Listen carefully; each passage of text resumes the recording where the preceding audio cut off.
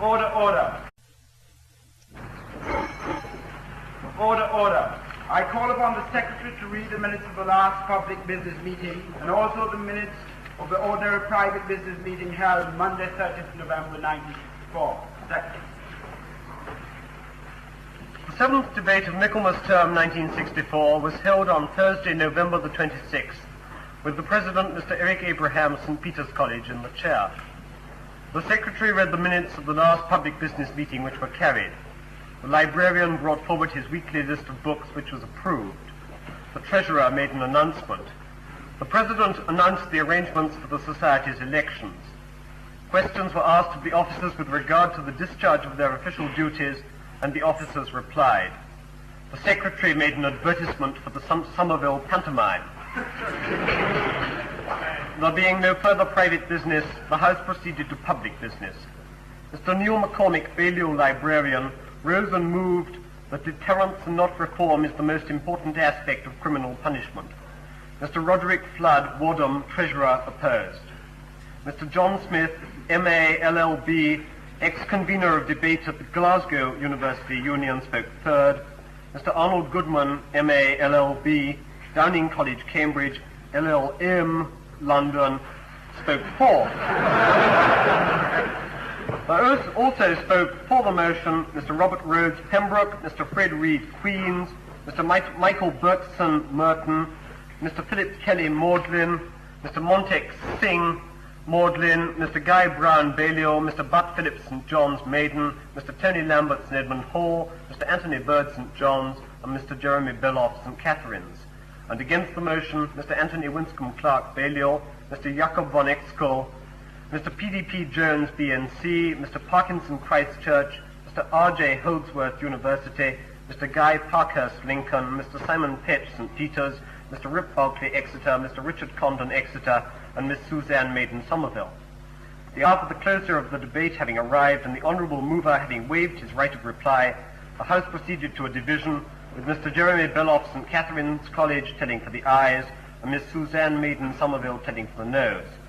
And when there appeared for the motion 197 votes, and against the motion 246 votes, the President declared the motion lost by 49 votes, and the House stood adjourned at 11:55 p.m. proctorial time.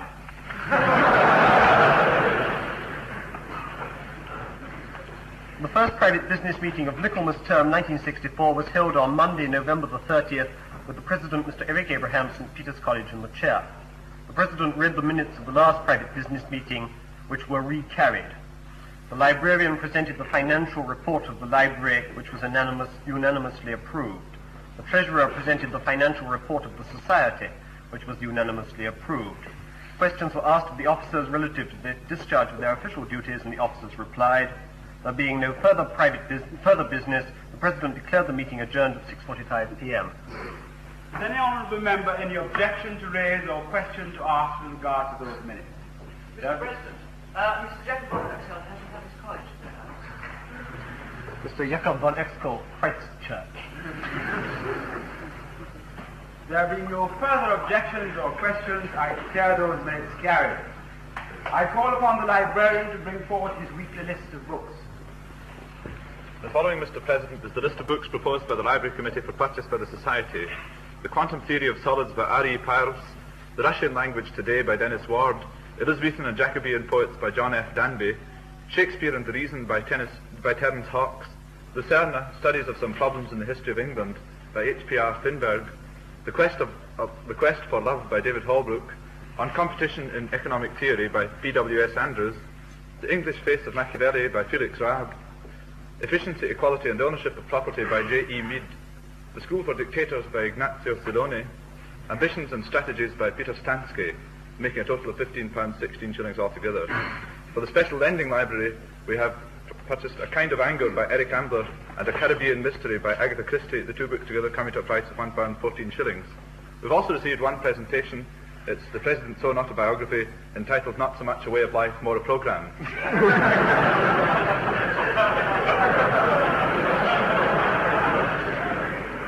Does any honourable member any objection to raise or question to ask with regard to that list of books? There being no objections or questions, I declare that list of books carried. I call upon the Treasurer to make an announcement. Well, my last announcement as Treasurer, Mr. President, I'm happy to say that the ball is very nearly sold out, but that there are just a few tickets left. As a result of the ball and the arrangements we have to make for it, we have to close the Society's rooms from 3:30 p.m. tomorrow, so that I hope that everybody who has left anything in the Society will go and get it before then. Able-bodied helpers are urgently needed to help us with the preparations from 10 o'clock tomorrow, and on Saturday morning especially, for clearing up after the ball. And remuneration will be made on a scale of which any union would be proud. It is with great pleasure that I read out the results of the recent elections. Library Committee, Mr. Ian Fox, Exeter, 157 votes. Mr. Chris Call, St. Edmund Hall, 181 votes. Mr. Leo Frank Halford, Strevens, Christchurch, 188 votes. Mr. Robert Rhodes, Pembroke, 192 votes. Mr. R. Mills, Balliol, 198 votes elected. Mr. Michael Deany Morden, 201 votes elected. Mr. Ian Morrison, Lincoln, 217 votes elected. Mr. Michael Harlow, Worcester, 232 votes elected. Mr. Anthony Winscombe Clark, Balliol, 243 votes elected. Mr. Thomas Tickell, Pembroke, 244 votes elected. Mr. Howard Belton, Christchurch, 267 votes elected. For Standing Committee, Mr. Jacob Von Exco, Christchurch, 124 votes. Mr. Madhav Rao, Balliol, 166 votes. Mr. Stephen Marks, New College, 188 votes. Mr. Tony Lambert, St. Edmund Hall, 193 votes. Mr. G.R. Brown, Balliol, 199 votes. Ms. Prue Hyman, Somerville, 226 votes. Mr. Simon Pett, St. Peter's College, 240 votes. Mr. Simon Head, Christchurch, 242 votes. Mr. Ashley Davis, Christchurch, 251 votes elected. Mr. Richard Condon, Exeter, 256 votes elected. Mr. Helen Rose, Pembroke, 266 votes elected. Ms. Suzanne Maiden, Somerville, 292 votes elected. Mr. Rhett Barker, Exeter, 334 votes elected.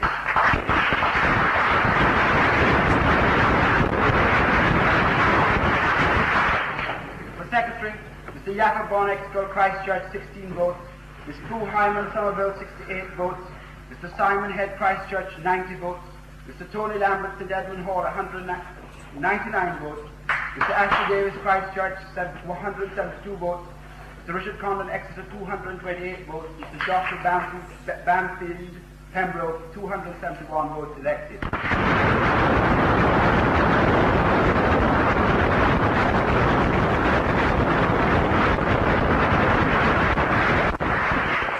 For Treasurer, Mr. Stephen Marks, New College, 74 votes. Mr. Guy Brown, Balliol, 126 votes. Mr. Rick Balker, Exeter, 277 votes. Mr. Jeremy Belloff, St. Catherine, 313 votes elected.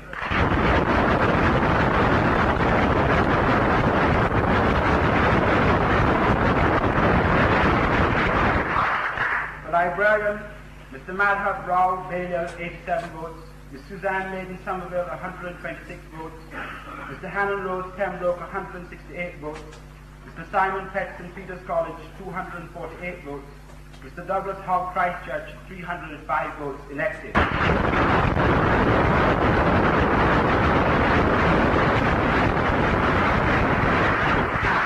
For President, Mr. Roderick Flood Waterman Nuffield, 214 votes.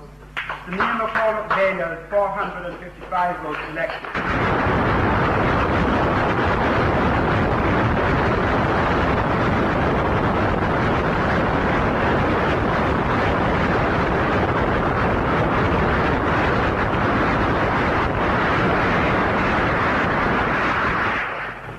I have to announce that certain ladies and gentlemen, not having paid their subscriptions and fines for this term, have had their names removed from the Society's list of members. Their names will be found posted in the main hall in accordance with Rule 5. Has any honourable member any question to ask of the officers relative to the discharge of their official duties? There being no questions.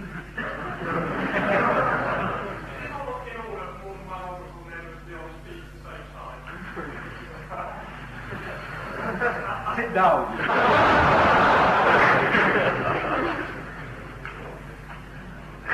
There will be no questions, no further questions on how to... The motion for debate is extremism in the defense of liberty is no vice, moderation in the pursuit of justice is no virtue. The motion was proposed by the President, opposed by Mr. Christy Davis, Emmanuel College, Cambridge, President of the Cambridge Union Society, Mr. Hugh MacDermott, LLB, Edinburgh, Mr. Humphrey Barker, MP, Pembroke College, Cambridge, Mr. Malcolm X, the Earl of Longford, who should have come and who was cancelled, but instead Lord Stallman will speak in his place. I am very grateful to him since he has accepted with 2 hours notice.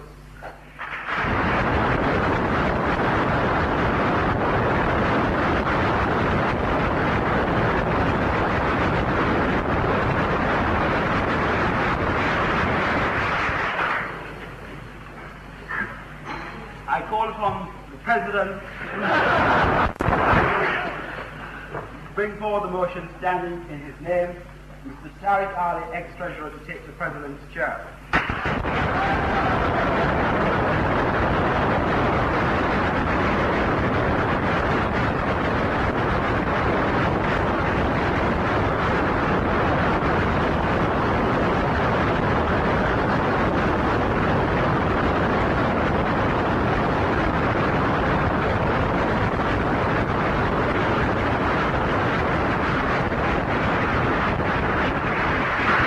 Tonight, Mr. Chairman, I must say farewell, a formal farewell to the Oxford Union.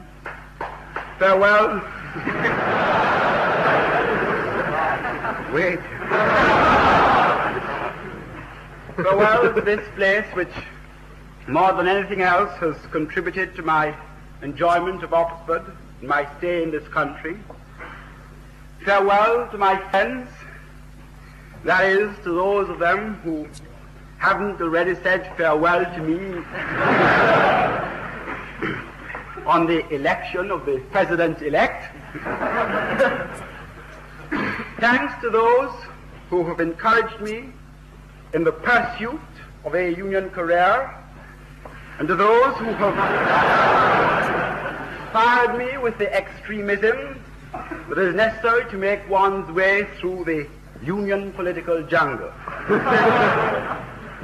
Thanks to all the tolerant audiences who have put up with the frequent cancellations which we have had this term. You have been absolutely wonderful.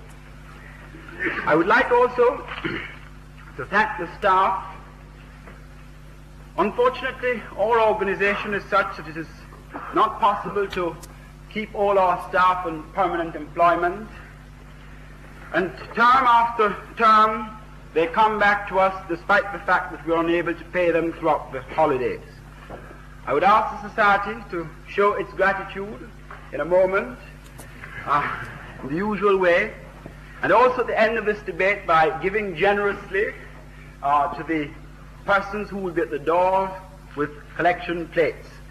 Taking up a collection to provide them with a Christmas packet. I would also like to thank my officers who have shared, I think, with me the burden of finding all the replacements that we have had to find this term. I think that the term has been to a certain extent spoilt by the fact that we have had so many cancellations. This isn't our fault, it's the English electorate's fault. Because every time a Labour MP comes down, it means that the government's majority is cut by 25%.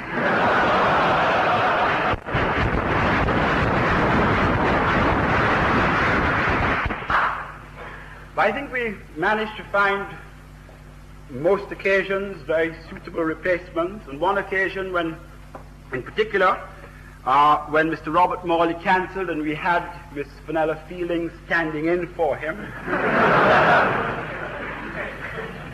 There's a little incident that I will tell you about. It occurred over dinner. Miss Fielding leaned across me and said to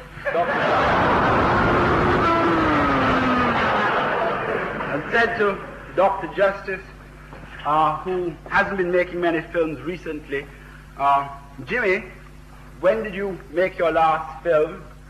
And he, a little embarrassedly, said, well, I'm afraid I'm persona non grata with the film industry.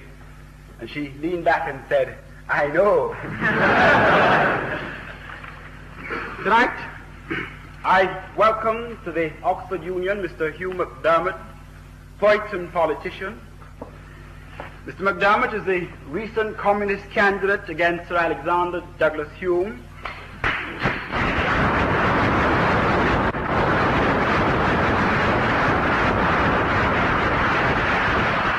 Mr. McDermott polled 127 votes.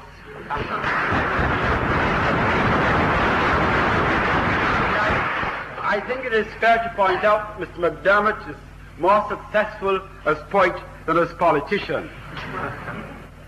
We welcome as well Mr. Humphrey Barclay, a radical Tory who we have produced tonight, just to show that such things do exist. As well, Mr. Malcolm X, who, like Tariq A, is a Muslim.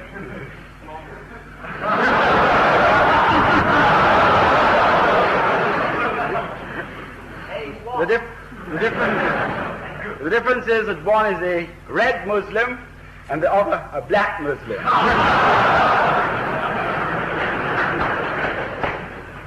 A very special word of welcome to Lord Stoneham, Under Secretary of State for the Home Office, who accepted our invitation to standing for the Speaker, who was to be on the order paper, who in turn was standing in for Mr. Edward Heath, who was in turn standing in for Mr. Dennis Healy, etc. I ask the House to express our appreciation to all these guests for having come here tonight.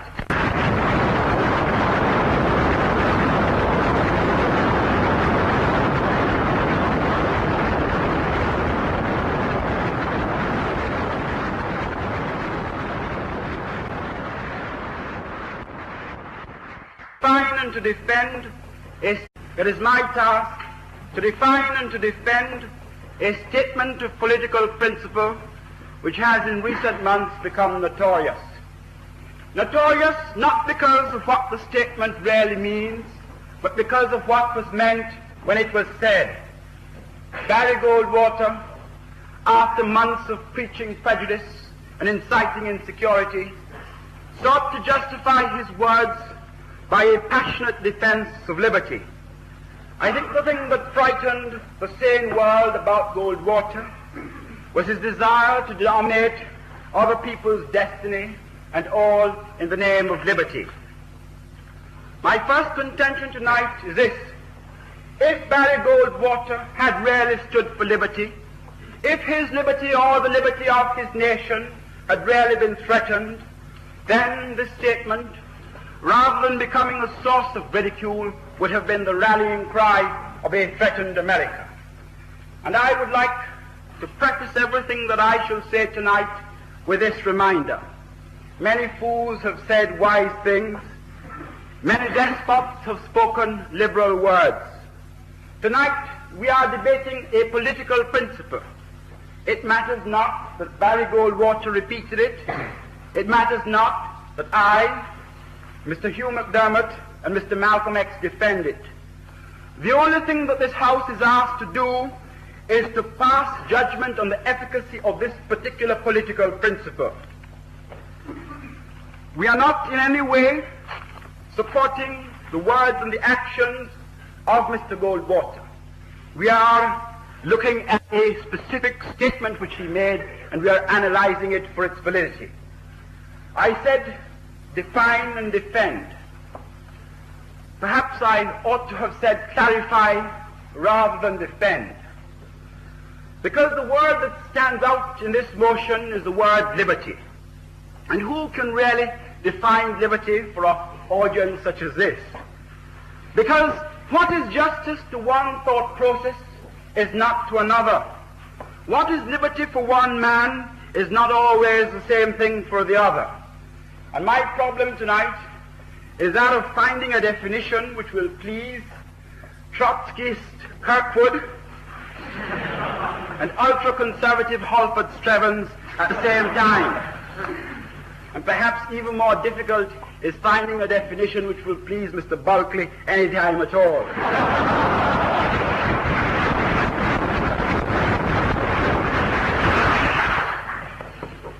I would offer this as a general statement on the word liberty. Men are free when they regard themselves as free. At any rate, I think that it will do to say, for the purposes of this debate, that men should have the right to protect what they regard as freedom. And if even there are some persons of a particular ideological persuasion should, for example, feel that people in this country are not free, I think even them would concede that if the people of this country feel themselves free, then they have the right to defend that freedom. One more point on liberty. Liberty in the past, and it still does, has inspired many a poet and many a patriot, many a philosopher and many a soldier. Men throughout history have given their lives for it, and men have been prepared to take others' lives for it. And we who inherit a situation of freedom should be very careful that we do not become super sophisticated and over blasé about it all. And what of moderation? Moderation is one of those fine-sounding words that we very often try to apply to every situation. It is purposeful, perhaps, to be moderate in defense of one's right to demonstrate. To be moderate in defense of that right. But it is not necessarily purposeful to be moderate in the defense of one's life, for example, or one's human rights. And the division in this house tonight is not one simply between extremists, pure and simple on the one hand, and moderates, pure and simple on the other hand. It is a division between those who are prepared to be extremists in the specific instance of a threat to our liberty, and those who, on the other hand, find it agreeable to be moderate.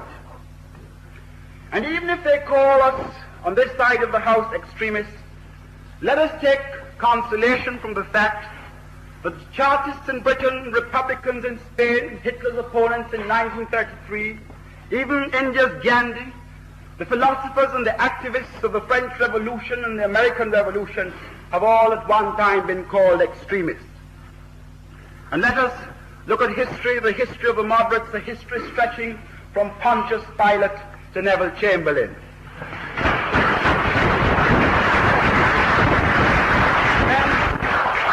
Men who have sought to postpone the day when they had to fight for their freedom just for peace at the present time.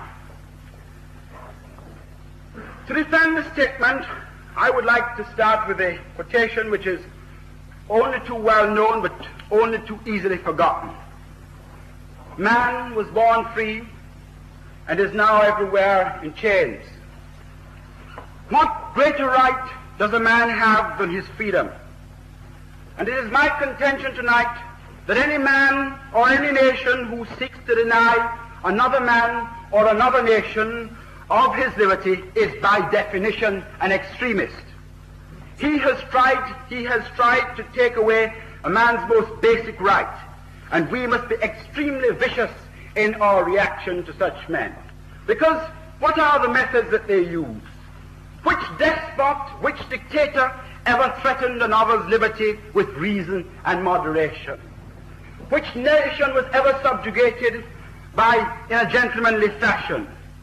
Tonight we are asked to say to despots who traditionally always use force that we are prepared to be just as extreme in our assertion of liberty. We must say that we are prepared to be jealous of our freedom. We are prepared to resort to war and violence for its protection. There can be no soggy sentimentalism about this. A few days ago, I spoke in the Cambridge Union on the question of the use of violence in South Africa. On that occasion, The argument which the moderates advanced was simply this: think about the innocent women and children of South Africa. It is my contention that this is the price that we have to pay for liberty. We have to be prepared to give our lives and to give the lives of the people that we love in the same way that we are prepared to take lives. Britain couldn't,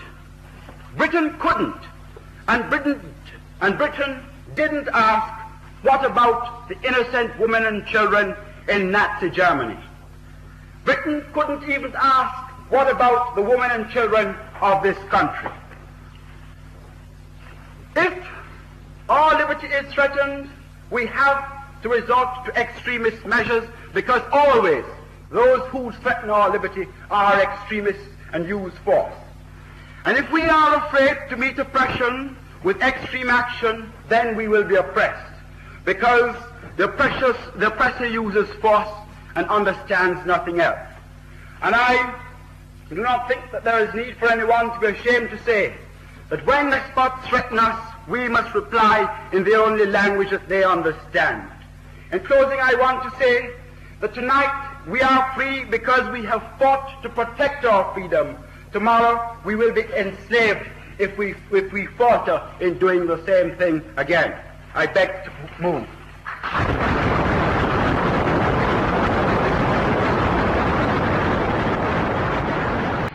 It is with great pleasure that I call upon Mr. Christy Davis, the President of the Cambridge Union, to oppose that motion.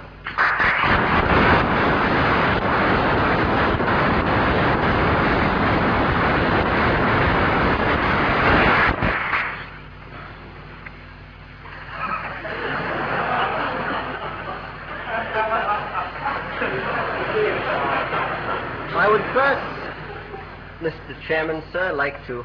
Oh, Mr. Evans is back again. I would first like to thank you, sir, for inviting me here to speak tonight, and I would also like to congratulate Mr. McCormick on his election. I must say that since being here, I am very impressed by the essentially religious atmosphere of the Oxford Union. In the President's room, they hang together pictures of Eric Abrahams and Neil McCormick, and between them there stands a crucifix.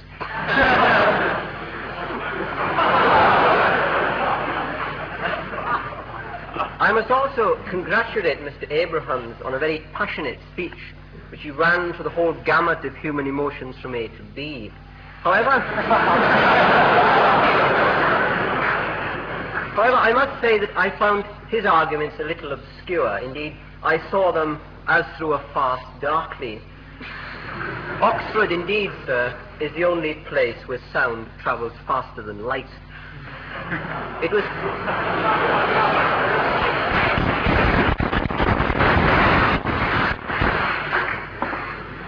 was with great relief that I heard that Lord Stonham was to speak on this side of the House, for I had feared that, speaking alongside two such prominent Conservatives, I should automatically be associated with their party, the party of the long connives, the party of deceit,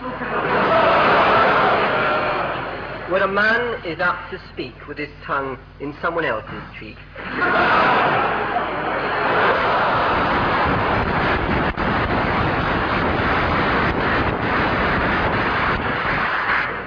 A party led by a man whose election to Parliament caused a vacancy both in the Lords and in the Commons.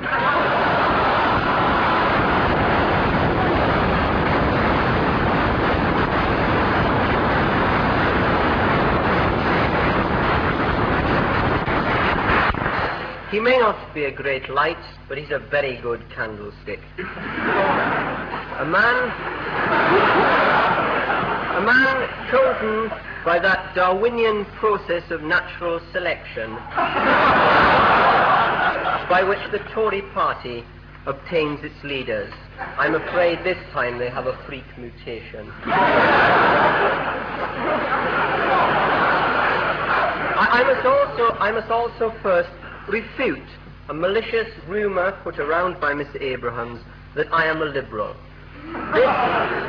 This cannot be true, since the Liberal Party does not exist anymore. At one time, At one time, the Liberal Party existed as a party occurring by definition to the right of the Labour Party, but to the left of the Conservative Party. Unfortunately, the Conservative Party moved left, the Labour Party moved right.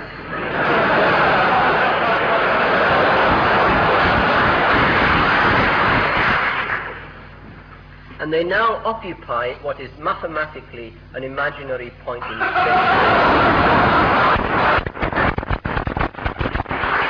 No, sir, I will also disassociate myself from that party of the glibs and the ad-libs, the party whose policy is the Gladstone bag.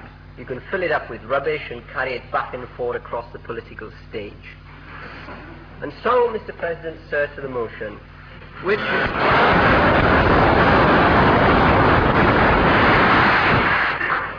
consists of two separate and unfortunate value statements, two statements, as you have stressed yourself, of general principle. I want to look at the meaning of the first of these and draw conclusions which I think can be applied to both of them, since they are unsatisfactory basically for the same reasons. And I would stress that this is a statement of general principle, and I would argue that it is illicit to argue that because in certain select instances we've already been told about South Africa, and we've already been told about the Second World War, which in fact are the two that I predicted would be used.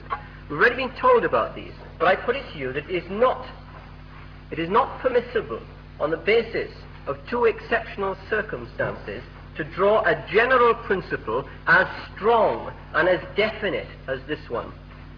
You cannot use a limited number of explosive or revolutionary situations to justify a motion that is as sweeping and as total as extremism in the defense of liberty is no vice.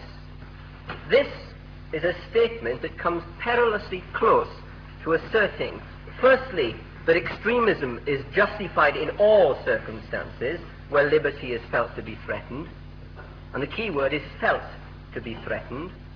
It's all very well to say that in 1939 that liberty was actually threatened in a big way by the German army. But if one takes this motion as it stands, this implies that under all circumstances where you feel there is a threat that may in fact be non-existent, then you are justified in being extreme in the defense of what you consider to be liberty. And the second feature, which I think is against this assumption, is that it implies that the adverse side effects of extremism, the violence, the deprivations, and the witch hunting, are of no consequence. It ignores them. What I would put to you is that whilst extremism in the defense of liberty may sometimes be a cruel necessity, as in the Second World War, it is still a vice. It is still the lesser of two evils. This is the key thing. It no longer becomes no vice. It no longer becomes something that we can just assume. It becomes the lesser of two evils that is forced upon us by circumstances. And it is certainly not a means of action that should be lightly used or widely used. If it is no vice, it is something that one can just pick up and use as it takes one, as the mood takes one. It's something that one should use only when one has to, and then after a great deal of consideration concerning the question of which is the greater evil under the circumstances.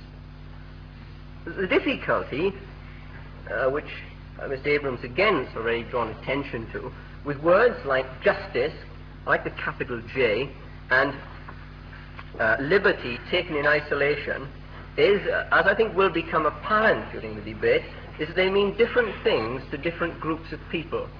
I'm afraid Mr. Abrams' definition didn't satisfy me, and since I came plunk in the middle of the political spectrum that he outlined, I hardly see how the people at either one end or the other could have been satisfied. Now, even if we make the simplest of all possible assumptions, if we assume that all men could agree as to what constituted true justice or true liberty, that there was, if you like, a single scalar lump of stuff called liberty, if we could assume this, even then one would have to answer one basic question: how much? It's no good just saying extremism in the defense of liberty. One One has to say extreme in the defense of how much liberty before one gets any further. How much of this particular value does one consider desirable in a society? Liberty is only one social value. If we are extreme in our defense of liberty, then presumably in our defense of liberty we are prepared to neglect or even to ride roughshod over the other social values, such as equality or prosperity or solidarity, in order to obtain for each of us the maximum amount of liberty. One just goes for liberty bald-headed, neglecting the other values which do not necessarily come in the train of liberty. Or at any rate, at its mildest form, one is prepared to ossify the social system in order to defend and preserve all existing liberties. It says in the defense of liberty. In a given society, one has certain things which the people in that society consider as their liberty. The implication is that under no circumstances will one permit an inroad into those liberties, however great the gain might be in other spheres. I cannot under any circumstances accept this. And similarly, I think that to eschew moderation in the pursuit of justice is possibly to neglect questions such as the need for order and stability. If, for example, one comes across people who argue that it is unjust ever to punish an innocent person, and if one were to rigorously apply a tenet of this kind, if one were, if you like, to pursue justice in this sense to an extreme limit, then nobody would ever be convicted, and the system would break down completely. What one has to realize is that the system is complex. The goals that we follow have to be complex. They have to be many. And therefore to be extreme in the pursuit of any one of them is to neglect the others, with consequent bad features for the society in which we live. Liberty and justice are not the sole social values. The implication of this motion is that they alone are significant.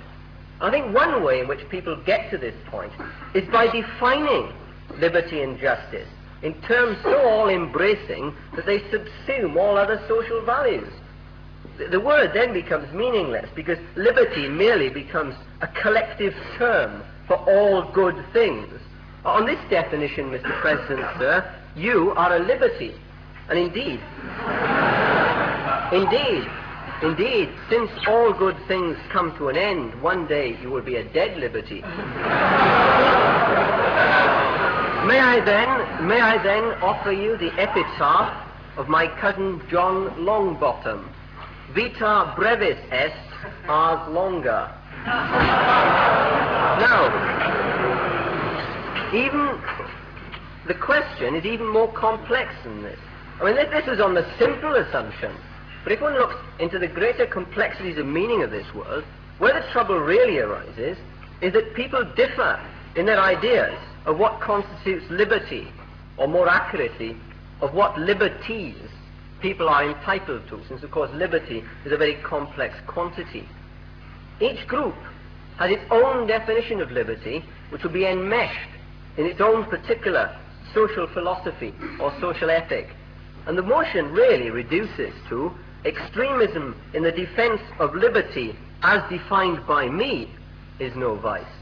Because anybody who says this is obviously acting on his own notion of what constitutes liberty. One has to see this question in a context of social action. One cannot just regard liberty and action as two completely separate things that one can discuss separately. One has to consider the decision of a person who feels his own concept of liberty to be threatened, how he should act under those circumstances. Should he be extreme? This is the basic question.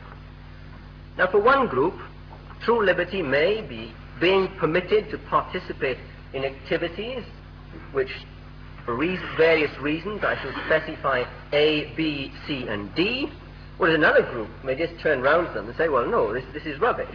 Liberty consists of being permitted to participate in activities E, F, G, and H. Now, I won't go on in case I run out of an alphabet, but I think you get the point. For example, in the United States, the liberty of an individual to own private productive property is considered a basic component of liberty. If you argued in the United States that one could have capital L for liberty without any property rights at all, then one would just be shouted down. Whereas on the other hand, in the Soviet Union, the opposite is true. This is not considered a basic component of capital L for liberty. It's considered a mere inferior bourgeois liberty. And it's always that one has to consider that these notions do in fact differ. Or more locally, for a conservative, liberty includes the right to manufacture steel.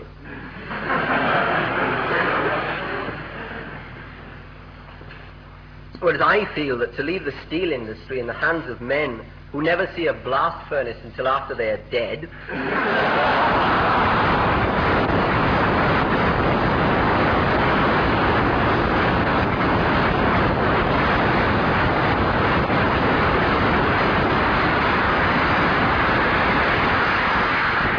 is not a liberty this country can afford.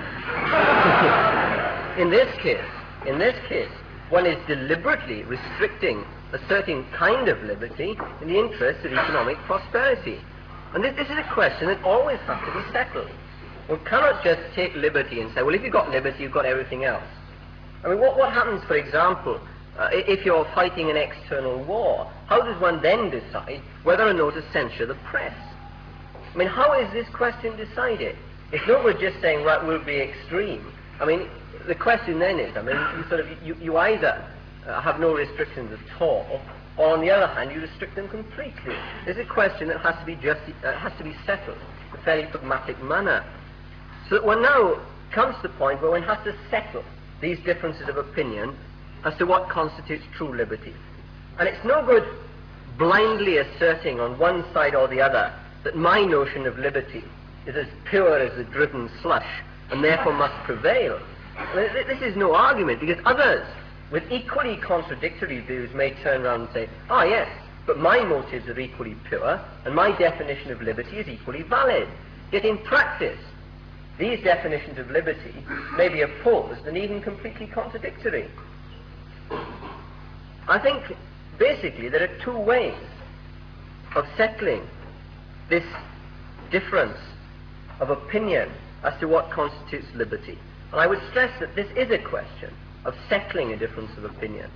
The one method, the method that I would advocate, is that of political bargaining, that of compromise, that, if you like, of accepting less than one's full demands when it comes to the crunch.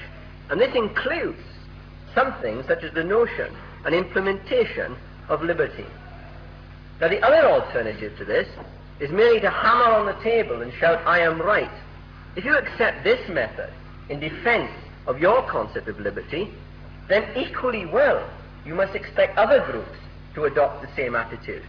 It's no good Mr. Abrams saying that the Goldwater didn't really think this because his notion of liberty was wrong, or because there was no threat to it, which is merely postponing the definitional problem from one word to another. What one has to admit is that Goldwater had a concept of liberty, and he was genuinely prepared to be extreme in his defense of it. Now, it may have been a crackpot concept of liberty, but it was a concept of liberty as he saw the word. And I don't think that one can turn round and sort of dogmatically say, I am right on this matter. It's just something that has to be thrashed out.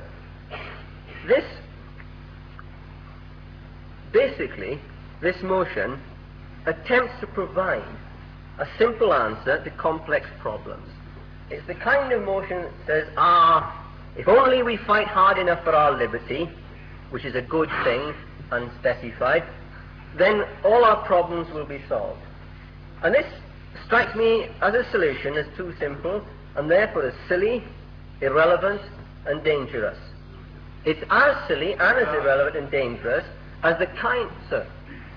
As a pure matter of interest, what possible answer would the honourable member supply to the question in, let us say, South Africa or Southern Rhodesia? What would be your answer?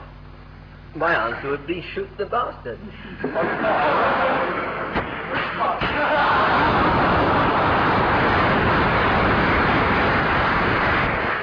All the bastards. No, under this circumstance, I think it is perfectly consistent for me to say that a violent, as happened in the Cambridge debate, that a violent revolution under these circumstances would be justified. But this does not justify the general principle. This is my point. Extremism in the defense of liberty can be justified. But to say it's no vice, this is saying that under all circumstances, this is a course of action that one ought to take. This is what no vice means. It means that there is nothing wrong with it under any circumstances. And even while advocating such a revolutionary standpoint, under such circumstances, I would still be forced to admit that my actions would have unfortunate consequences. And therefore I would be prepared to admit that my actions might be called a vice. They might be a justifiable vice, but they're a vice nevertheless. The law, the law, as far as I'm concerned, that says thou shalt not kill, you can get round it okay for the sake of convenience. According to your definition, the law does not say thou shalt not kill bastards.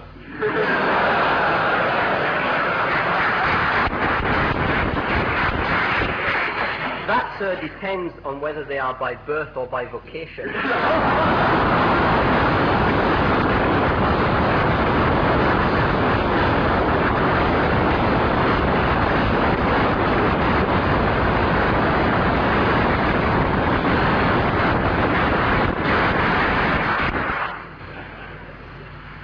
This motion is a part of the kind of simple paradises that we are offered from various sides today. From the Marxists, we are offered the mystical trinity of thesis, antithesis, and paralysis.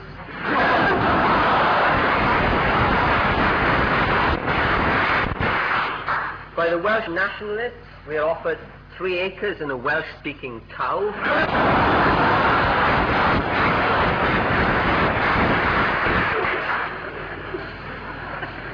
And by various other people in the fields of molecular theology, which is the science of converting the unknowable into the not worth knowing. By all these people, we are offered simple solutions. And these solutions, in this instance, and these other solutions are more or less on a par with this one. They're just as absurd. These solutions are an attempt to dispel the particular anxieties of our society by postulating some mysterious threat to our liberty, some actual or potential tyrant or subverter. And the sort of argument is that if we sweep away the tyrant who threatens our liberty, if we get the bandwagons in a circle, then everything will be wonderful. This is a means that when one is faced with a problem, where there's a great deal of uncertainty, where there are a great deal of cross-cutting issues, where one isn't quite sure what one ought to do, then one hammers on the table, one gives out a slogan of this kind, that has emotional appeal, that has a capital L and a capital J, that in this way one tries to introduce a measure of security. But it's a dishonest solution. Now I'm afraid that we on this side of the house cannot offer you any simple or emotionally satisfying slogans of which this is an example. We cannot offer you clear enemies or clear scapegoats, as the case may be. All I'm afraid that we can offer you in the solution of any problem is patient effort and difficult progress towards many goals in a complex world of very few certainties. The path of moderation is not as easy or as glamorous as that of extremism, but it is an honest path. It is an attempt to face up to realities, not to project all the evil and mistakes in the world onto one particular enemy. I am convinced that it's only through moderation, only by taking this path, that one can get to a better world. In some few circumstances, one may be justified in saying that we shall use extremism. But this is not the point at issue. The point at issue is, on the one hand, under those circumstances where one is forced to use extremism, is it no vice? Is it in no sense a vice? Is it in no sense a vice to wage war, however justified? Can one honestly say that a war has ever been fought that was no vice, where there was nothing wrong in the motives or the methods used by the protagonists of that war, may be justified, but it's certainly not no vice. That is to say, it is some vice. This is the problem that faces us. And also, we are faced by a world in which most of the problems stem from complicated situations. There is nobody whom we can be extreme against in the defense of our liberty. The only way we can safeguard it is by watching carefully and, as I say, making slow progress towards a number of goals of which liberty is only one. Thank you.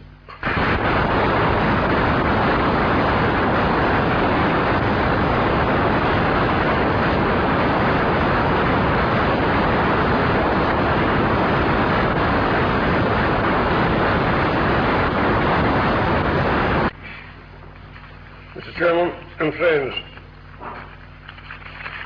I rise to speak in support of what the first speaker said in approval of the propositions now in debate. The Pauline doctrine of moderation in all things seems to me the most abominable, anti-vital doctrine that has ever been promulgated in the history of mankind. I prefer to take Bake's dictum that the road of excess leads to the palace of wisdom, and is the only road that does. One can respect any man who, no matter how wrong he may be, acts sincerely according to his lights. But this does not apply to a man who has no lights, who deliberately chooses darkness because his deeds are evil, and he has a guilt complex which doesn't allow him to come out into the open in his true colors.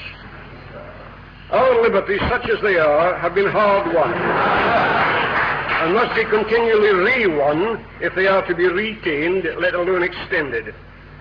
It is becoming not easier, but more difficult to keep and extend them, and I see no reason to believe that they can be kept in any other way than they were won in the past. There are far too few extremists, far too immense a mass of conformist, unthinking, and indeed moronic people, like a millstone round the neck of all progress.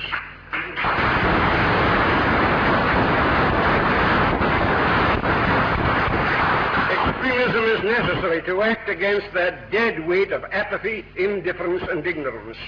I know no national liberation movement that has been won without a terrible struggle, without civil disobedience, violence, war, or civil war. No great national movement was ever founded on caution and half-hearted measures. I do not understand at all how, in regard to any principle, it can be claimed that one can go too far. It ceases to be a principle and degenerates into a matter of crass opportunism.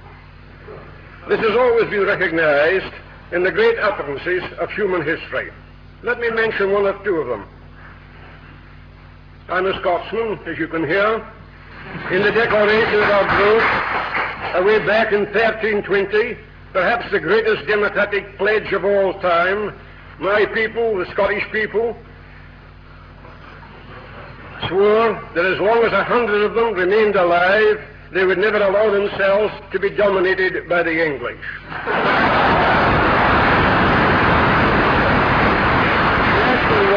Well, for so long as 100 of us remain alive, we shall never, under any conditions, submit to the domination of the English. It is not for glory, or riches, or honors that we fight, but only for liberty, which no good man will consent to lose but with his life. My people have done little but betray that oath ever since. Happily, there have been and are others of a different caliber. I agree wholeheartedly with the words of two men who I do not share their concept of what constitutes freedom. First of all, then, it is entirely fitting that the memorial stone at Runnymede should bear the inscription, "This acre of English ground was given to the United States of America by the people of Britain in memory of John F. Kennedy," followed by this quotation from his inaugural address, Let every nation know that we shall pay any price, bear any burden, support any friend, or oppose any foe to assure the survival and success of liberty. Alongside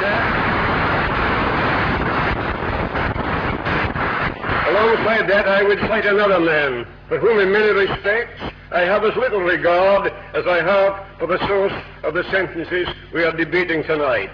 A man who, when he offered blood, toil, tears, and sweat, announced his policy in these words: "It is victory. Victory at all costs. Victory in spite of all the terror. Victory, however hard and long the road may be." Mr. Winston Churchill.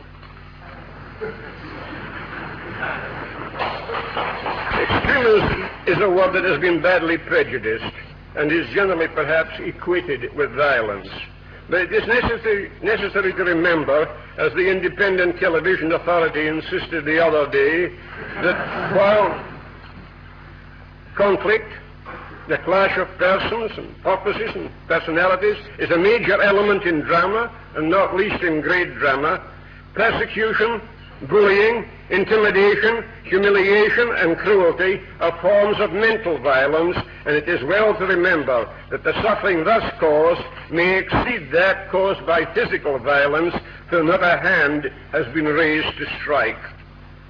One of the main reasons for misunderstanding and failure consistently to maintain and pursue liberty and justice in this and other so-called civilized and for the most part so-called Christian countries is the continued confinement of the people of these countries to a mere earthly eudaimonism with Christian nuances. That pseudo-religious mental climate which keeps our harmonies and solutions on so contemptibly narrow a level than the conflicts and tragedies which encompass our lives. It is true that it is only an individual, or a few individuals, who constitute the spearhead of the extremism I am defending. But in this connection, it is necessary to remember that all our arts and sciences, all we comprise in the term civilization, have been built up by a very small percentage of the population, a tiny percentage that has been a constant throughout historical time. And that if that minority were destroyed, the masses of mankind could do nothing whatever to reconstitute these arts and sciences, that so-called civilization. The arts know no compromise. The ruthlessness and egocentricity of the artist knows no limit.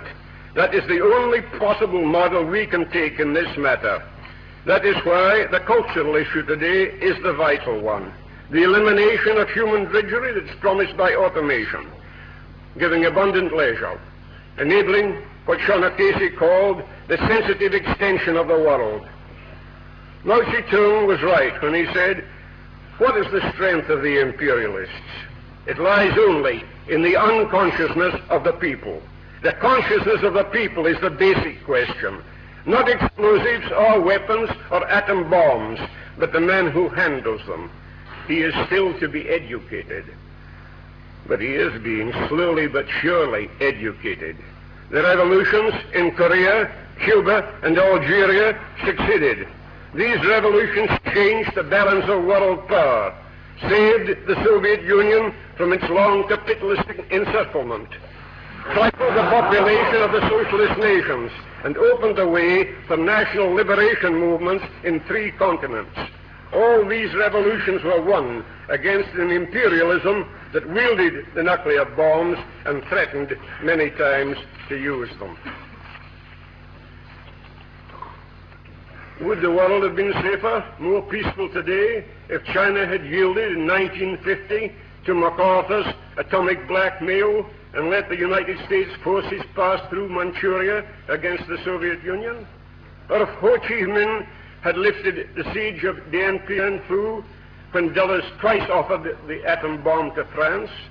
Or if Algerians had obeyed the French communists who urged the peaceful road? Or if Cubans had feared to provoke the H-bombs only 90 miles away? All these were perfect targets, but a bomb dropped in Havana might have lost all Latin America to the United States, and bombs on populous Shanghai our beautiful ancient Peking, or the Yellow River dikes might well have lost Asia. 20 years ago, now said, the people of the world turned against it. Is there not in this some truth? The people of the world are only partly conscious, but they know enough to hate the nuclear bombs. When they are fully conscious, they will know how to end them. Is it not then true that the basic question is the consciousness of the people? To confuse the people's consciousness is the deadly sin. Now one said, humanity is only in its infancy. When it is full grown, what will it make of our world? I'm not arguing on humanist or humanitarian lines. J.J. Thomson said, humanism won't do. Now the basis for it is gone. What is needed is transformation. Lord Brain, at the Southampton Conference of the British Association for the Advancement of Science, Sir Leon Bagrat, in his current brief lectures, have both stressed the need for a great human mutation, a mutation that is indeed in process. And the fact that we are entering today a world with no precedent in human experience, a world which will profoundly change the whole nature of man. But I am confident it will be a world in which the principle for which I am contending will hold good. The principle of extremism, expressed by a Scottish poet when he said, he either fears his fate too much or his deserts are small, who dare not put it to the touch to win or lose it all. The principle expressed in my favorite passage from the Bible, which runs, because thou art neither hot nor cold, but lukewarm, therefore will I spit thee out of my mouth.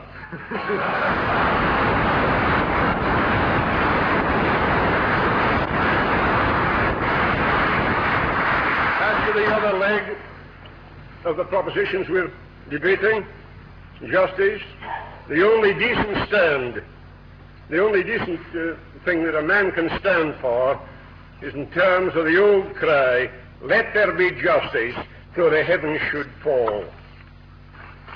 And I'm going to finish up by a quotation from a poem of my own. It is no longer just matters of polite argument among well-bred people, but the very substance and status of our life and death issues, our most crucial concerns, that have become shams and unveracities. That is the appalling task that confronts us. Not to find truth, that monstrous and shocking opposite of the foundations of society, scandalous in its gross unfamiliarity, only to be faced with girded loins and hearts of trebled brass vainly. We live in a world that has become intolerable as the subject of passive reflection. What is our response to the unescapable reality?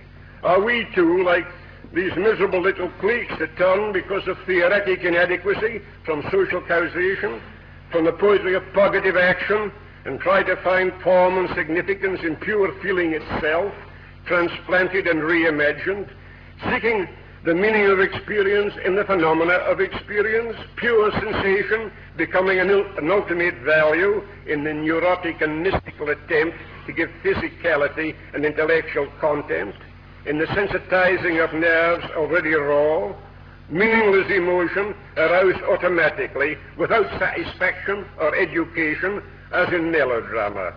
Man can find his own dignity only in action now. Most people live by a social discipline become intolerably artificial, a construction whose only merit is its security. They feel that.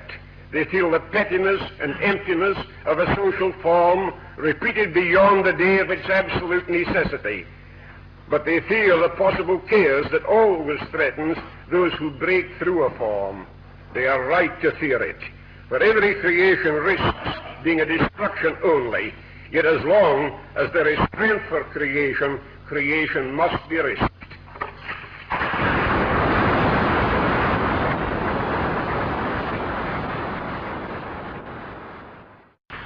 I must confess, Mr. President, that I did not expect, when I was first invited to take part in this debate, to find two such gentlemen as are visiting opposing proposing speakers to be in support of this motion. The two such people should support the Goldwater Standard at a time when that particular currency has been particularly devalued since last November is something which I find very perplexing and surprising indeed. And I must say to this House, Mr. President, that any motion that can unite an apostle of racial absolutism with an apostle of economic absolutism must, in my view, clearly be wrong.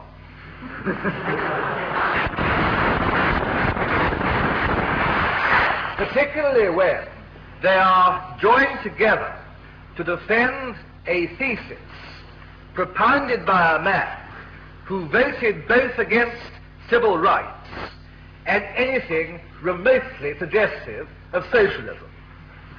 This seems to me to take cynicism almost to the point of absurdity. The two visiting proposing speakers tonight have at least one thing in common. Neither is appearing under his own name.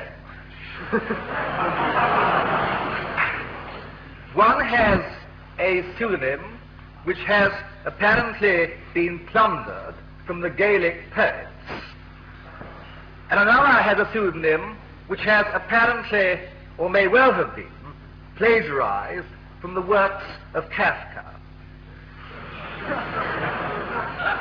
Their cooperation, I suggest to the House, is entirely temporary. It is somewhat similar to the friendship which grew up between Lord Holland and Mr. Selwyn. Lord Holland, you will remember, said on his deathbed to his servant, "Should Mr. Selwyn call, show him up. If I'm still alive, I'll be pleased to see him. And if I'm dead, he'll be delighted to see me." Mr. McDermott writes in a dead language as though it were English, and in English as though it were a dead language.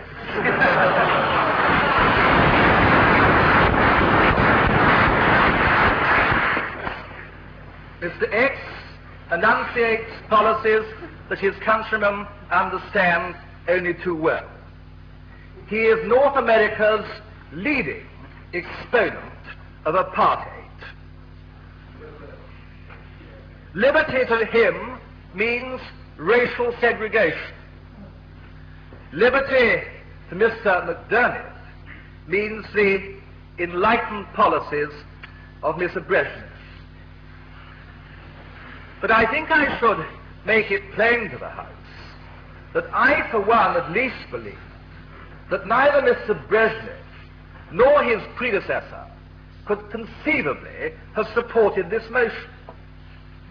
There's nothing particularly extremist about the concept of coexistence.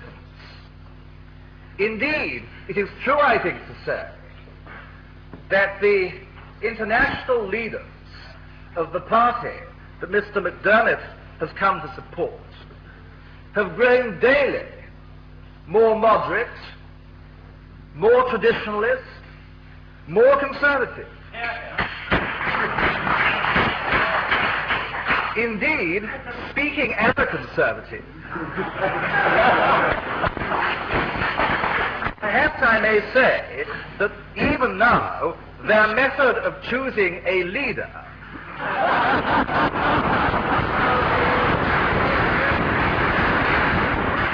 bears certain distinct resemblances to our own.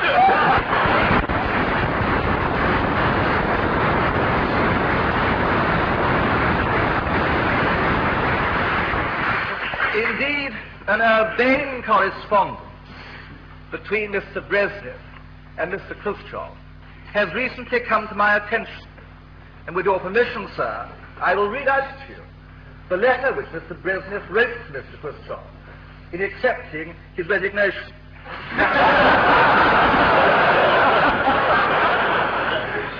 My dear Nikita, I have known for some time of your wish to return to private life. Some months ago, you told me you desired to give way to a younger man.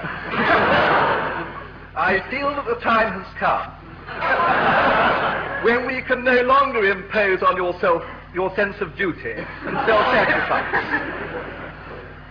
I know that you will not be able to get about as much in the future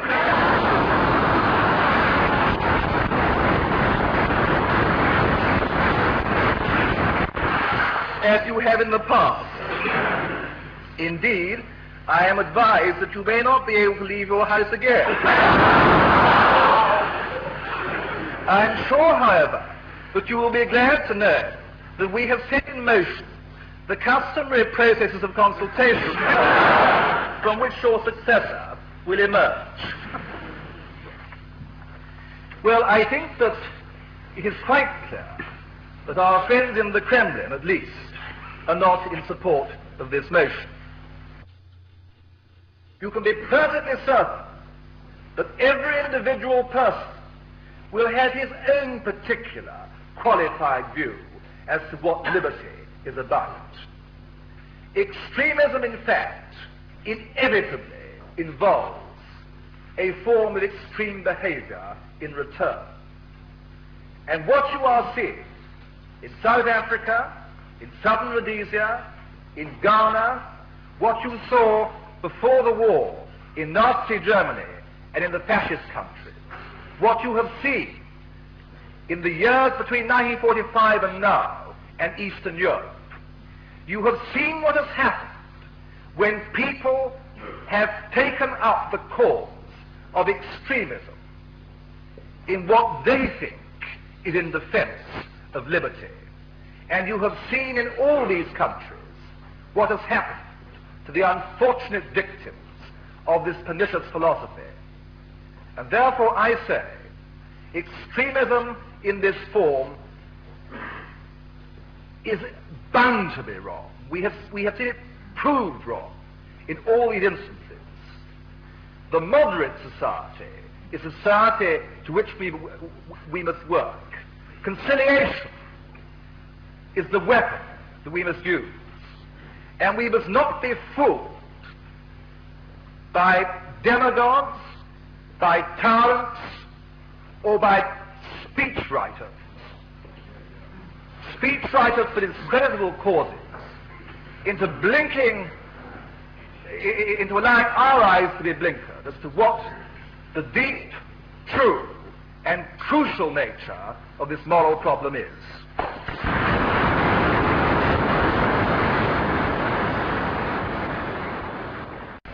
Mr. Chairman, tonight is the first night that I've ever had an opportunity to be as near to conservatives as I am. And the speaker who preceded me, first I want to thank you for the invitation to come here to the Oxford Union. The speaker who preceded me is one of the best excuses that I know to prove our point concerning the necessity sometimes of extremism in defense of liberty, why it is no vice, and why moderation in the pursuit of justice is no virtue. I don't say that about him personally,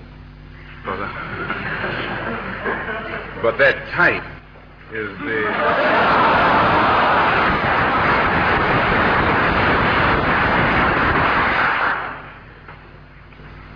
he's right. X is not my real name. But if you study history, you'll find why no black man in the Western Hemisphere knows his real name.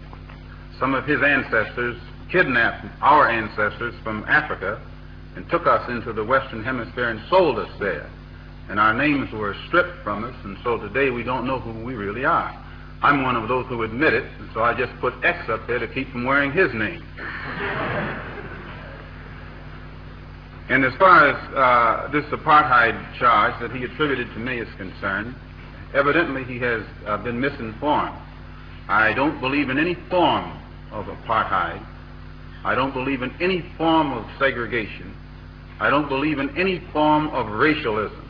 But at the same time, I don't endorse a person as being right just because his skin is white. And oftentimes when you find people like this, I mean that type, when a man whom they have been taught is below them has the nerve or firmness to question some of their philosophy or some of their conclusions, usually they put that label on us, a label that is only designed to project an image which the public will find distasteful. I'm a Muslim.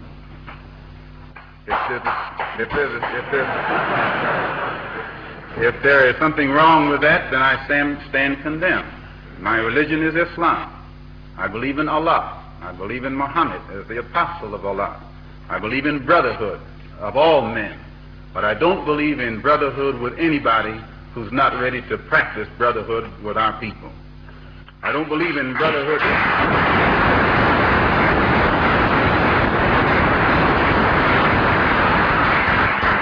I just take time to make these few things clear because I find that one of the tricks of the West, and I imagine my good friend, or at least that type, is from the West.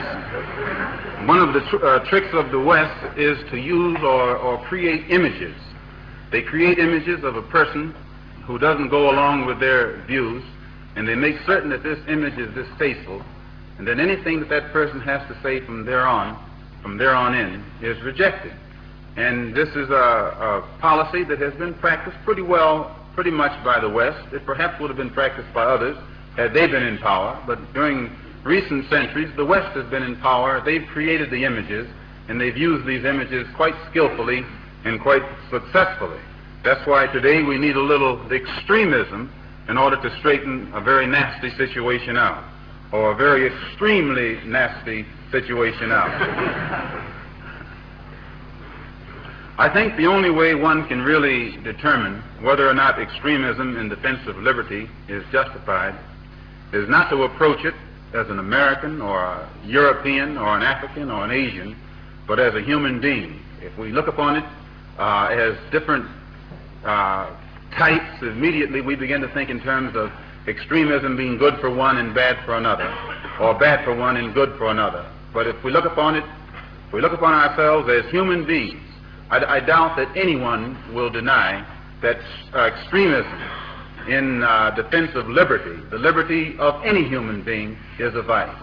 Anytime anyone is enslaved or in any way deprived of his liberty, that person is a human being. As far as I'm concerned, he is justified to resort to whatever methods necessary to bring about his liberty again.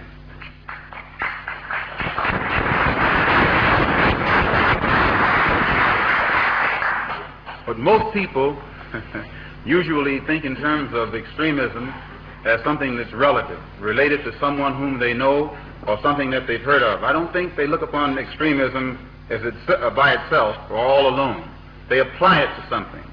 A good example, and one of the reasons that this can't be too well understood today, many people who have been in positions of power in the past don't realize that the centers of power are changing.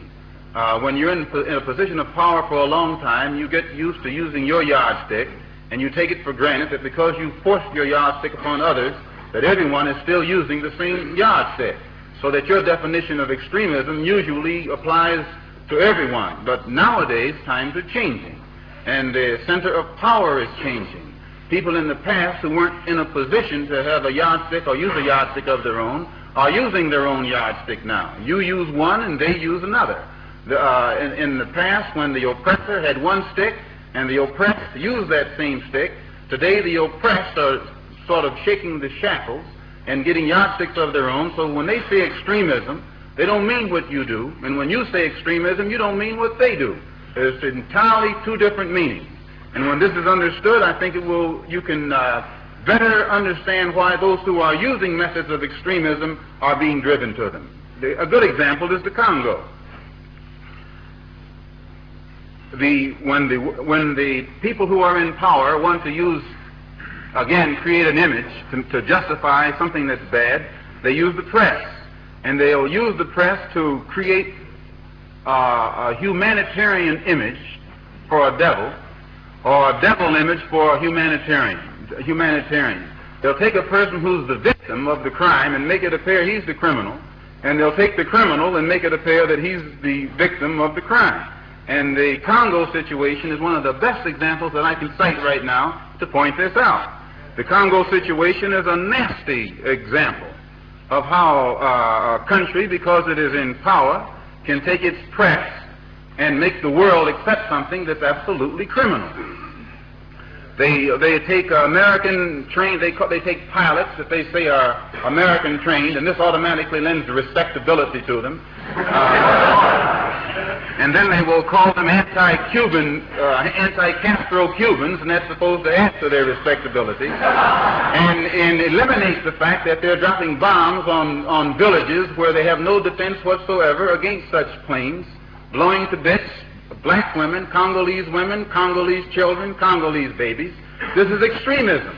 But it is never referred to as extremism because it is endorsed by the West, it's financed by America, it's made respectable by America, and that kind of extremism is never labeled as extremism because it's not extremism in defense of liberty.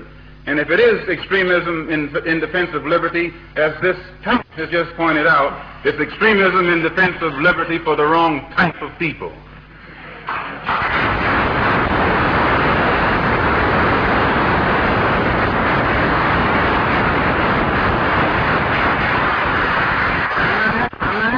That kind of extremism. That's cold-blooded murder. But the press is used to make that cold-blooded murder appear as an act of humanitarianism. They take it one step farther and get a man named Shombi, who is a murderer. They refer to him as the premier or the prime minister of the Congo to lend respectability to him. He's actually the murderer of the rightful prime minister of the Congo. They never mention that this man...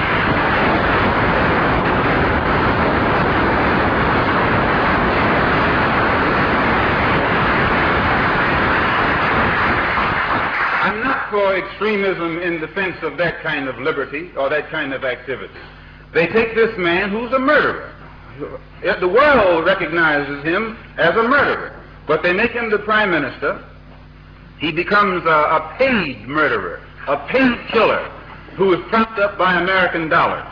And to show the degree to which he is a paid killer, the first thing he does is go to South Africa and hire more killers and bring them into the Congo. They give them the glorious name of mercenary, which means a hired killer, not someone that's killing for some kind of patriotism or some kind of ideal, but a man who is a paid killer, a hired killer. And one of the leaders of them is right from this country here.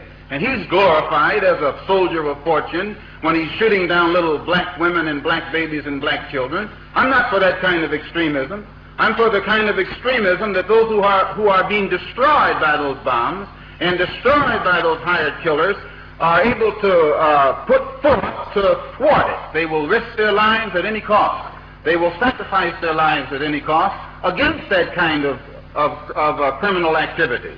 I'm for the kind of extremism that the freedom fighters in the Stanleyville regime are able to display against these hired killers who are actually using some of my tax dollars that I have to pay up in the United States to finance that operation over there. We're not for that kind of extremism. And again, I think you must point out that the real criminal there is one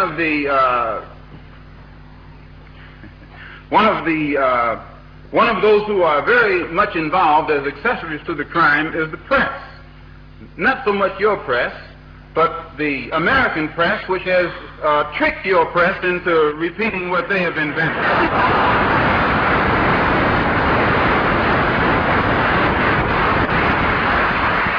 But I was reading in one of the English papers this morning, I think it's a paper called The Express, and it gave a very clear account of the type of criminal activity that has been carried on by the mercenaries that are being paid by United States tax dollars.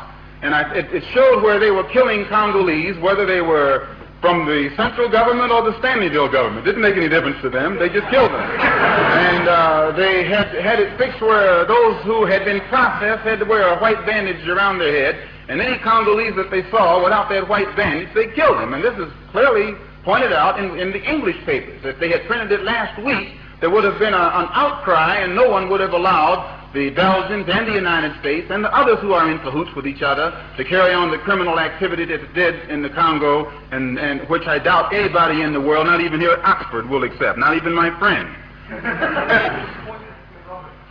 Yes. I wonder exactly what sort of extremism you would consider the killing of missionaries to be. Yeah.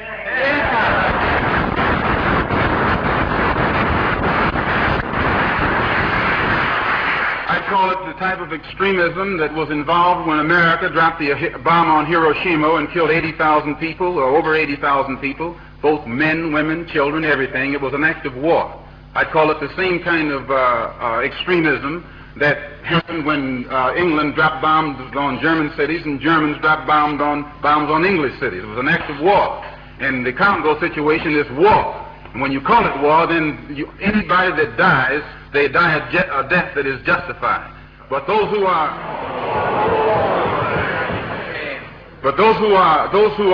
in the Stanleyville regime, sir, are defending their country.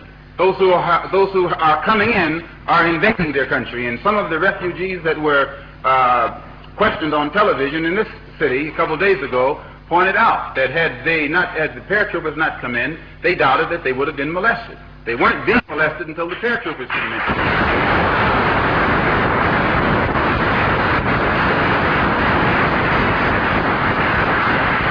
I don't encourage any act of murder, nor do I glorify in anybody's death, but I do think that when the white public uses its press to magnify the fact that there are the lives of white hostages at stake, they don't say hostages. Every paper says white hostages. They give me the impression that they attach more importance to a white hostage and a white death than they do the death of a human being, despite the color of his skin.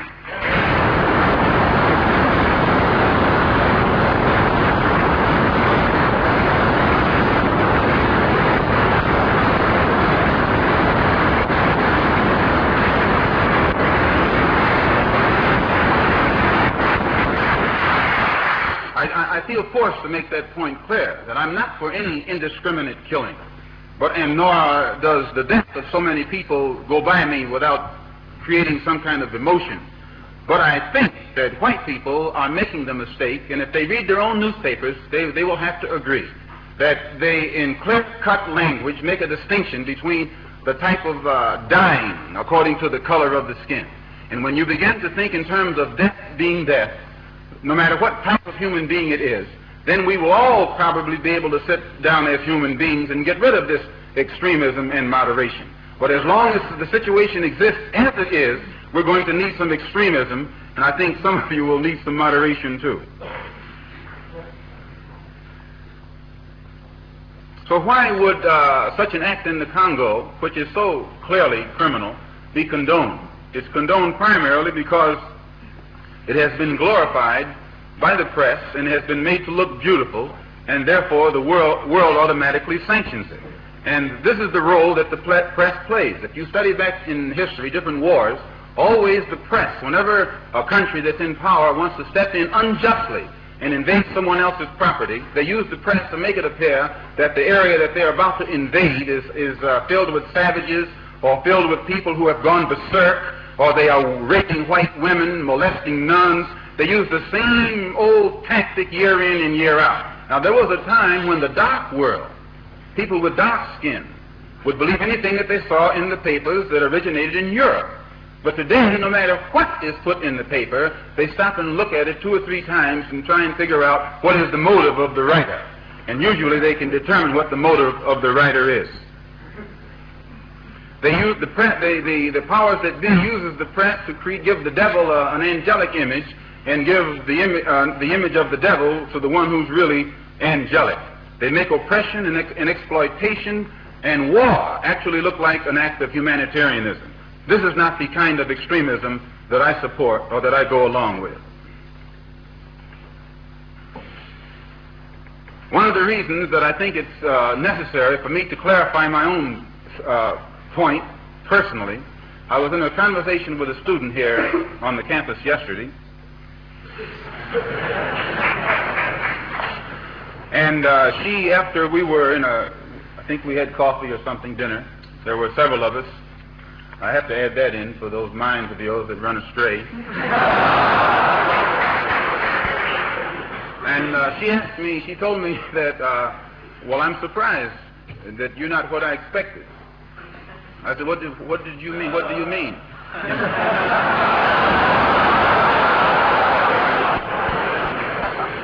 She said, well, I was looking for your horns. And so I told her, I have them, but I keep them hidden. Unless someone draws them out as my friend, or that type. It takes certain types to draw them out. And this is actually true. Usually, if a person is looked upon as an extremist, anything that person does in your eyesight is extreme. On the other hand, if a person is looked upon as conservative, just about anything they do is conservative. And this comes again through the manipulating of images. What they want you to think that a certain area or a certain person or a certain group is extremist, and what they, or rather is involved in actions of extremism, the first thing they do is project that person in the image of an extremist. And then anything that he does from then on is extreme. It doesn't make a difference whether it's right or wrong. As far as you're concerned, if the image is wrong, whatever they do is wrong. And this has been done by the Western press and also by the American press, and it has been picked up by the English press and the European press. Whenever any black man in America shows signs of an uncompromising attitude against the injustices that he experiences daily, and shows no tendency whatsoever to deal or compromise with it, and the American press begins to project that person as a radical, an extremist, somebody who's irresponsible, or as a rabble rouser, or someone who doesn't rationalize in dealing with the problem. It depends on which angle. No, let the gentleman bring out his point. It depends on which angle you look at it, sir. I never try and hide what I am. I'm referring to... You're referring to my treatment of the previous speaker?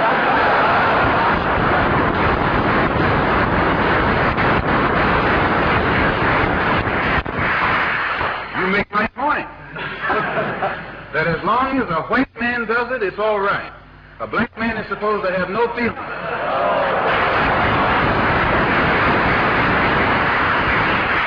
But when a black man strikes back, he's an extremist. He's supposed to sit passively and have no feelings, be nonviolent, and love his enemy. No matter what kind of attack, be it verbal or otherwise, he's supposed to take it.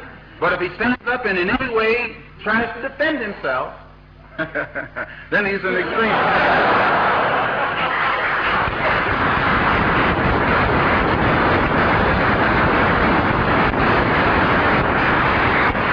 No, I think that the speaker who preceded me is getting exactly what he asked for.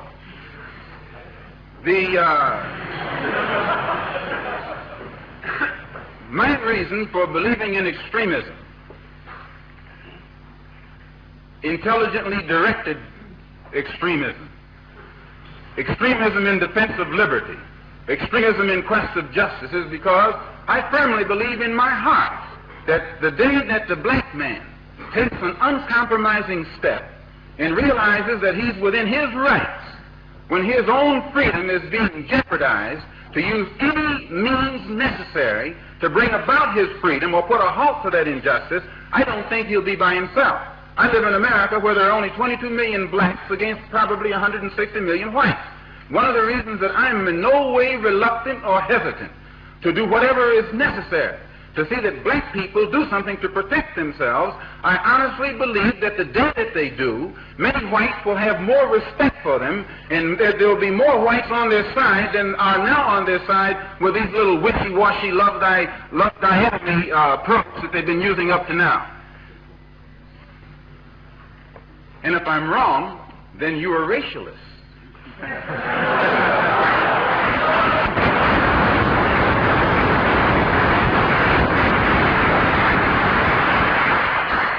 As I said earlier, in my conclusion, I'm a Muslim.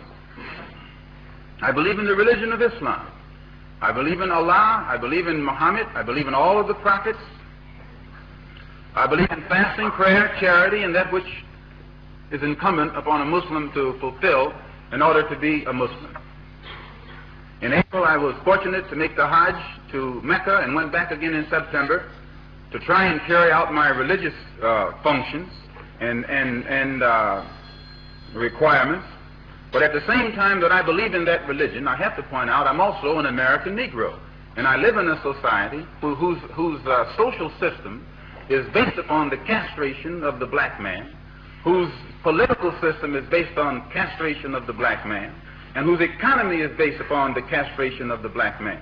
A society which in 1964 has more subtle, deceptive, deceitful methods to make the rest of the world think that it's cleaning up its house, while at the same time the same things are happening to us in 1964 that happened in 1954, 1924, and in 1984. They came up with what they call a Civil Rights Bill in 1964, supposedly to solve our problem, and after the bill was signed, 3 civil rights workers were murdered in cold blood.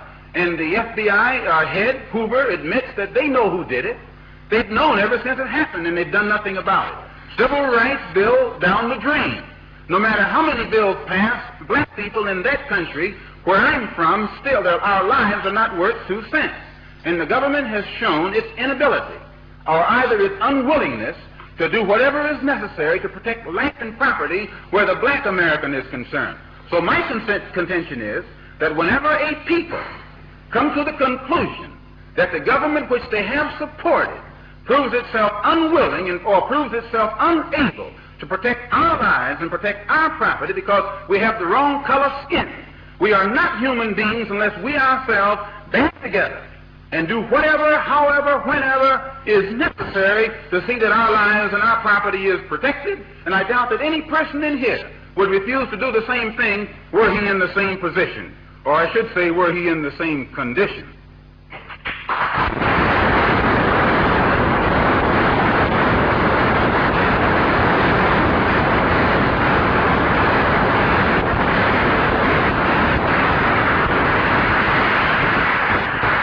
One step farther to see am I justified in this stand. And I say, I'm speaking as a black man from America, which is a racist society. No matter how much you hear it talk about democracy, it's as racist as South Africa, or as racist as Portugal, or as racist as any other racialist society on this earth. The only difference between it and South Africa preaches separation and practices separation. America preaches integration and practices segregation. This is the only difference. They don't practice what they preach.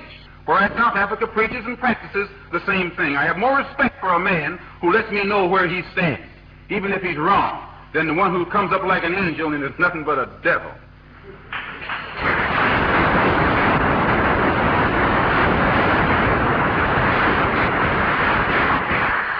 The system of government that America has consists of committees.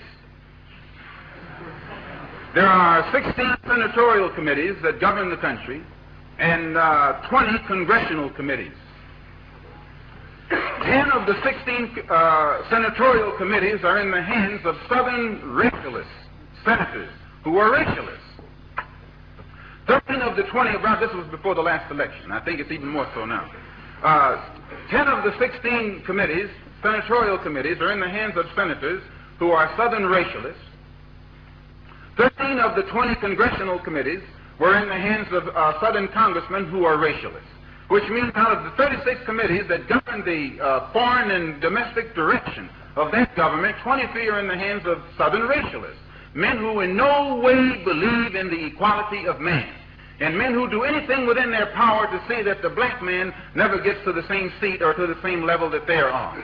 The reason that these men from that area have that type of power is because America has a seniority system. And these who have that seniority have been there longer than anyone else because the black people in the areas where they live can't vote. And it is only because the black man is deprived of his vote that puts these men in positions of power that gives them such influence in the government beyond their actual intellectual or political ability, or even beyond the number of people from the areas that they represent. So we can see in that country that no matter what the federal government professes to be doing, the power of the federal government lies in these committees, and any time a black man or any kind of legislation is proposed to benefit the black man or give the black man his just due, we find that it's locked up in these committees right here. And when they let something through the committee, usually it is so chopped up and fixed up that by the time it becomes law, it's a law that can't be enforced. Well, another example is the Supreme Court desegregation decision that was handed down in 1954. This is a law, and this law, they have not been able to implement this law in New York City, or in Boston, or in Cleveland, or Chicago, or the northern cities. And my contention is that any time you have a country, supposedly a democracy, supposedly the land of the free and the home of the brave, and it can't enforce laws, even in the northernmost cosmopolitan and progressive part of it, that will benefit a black man, if those laws can't be enforced, or that law can't be enforced, how much harder do you think we will get when they pass some civil rights legislation which only involves more laws? If they can't enforce this law, they'll never enforce those laws. So my contention is that we are faced with a racialistic society, a society in which they are deceitful, deceptive, and the only way we can bring about a change is to talk the kind of language, speak the language that they understand. The racialist never understands a peaceful language. The racialist never understands the nonviolent language. The racialist, he's spoken his language to us for 400 years. We have been the victim of his brutality. We are the ones who face his dogs that tear the flesh from our limbs, only because we want to enforce the Supreme Court decision. We are the ones who have our skulls crushed, not by the Ku Klux Klan, but by policemen, only because we want to enforce what they call the Supreme Court decision. We are the ones upon whom water hoses are turned with pressure so hard that it rips the clothes from our back. Not men, but the clothes from the backs of women and children. You've seen it yourself. Only because we want to enforce what they call the law. Well, any time you live in a society supposedly based upon law, and it doesn't enforce its own law because the color of a man's skin happens to be wrong, then I say those people are justified to resort to any means necessary to bring about justice where the government can't give them justice.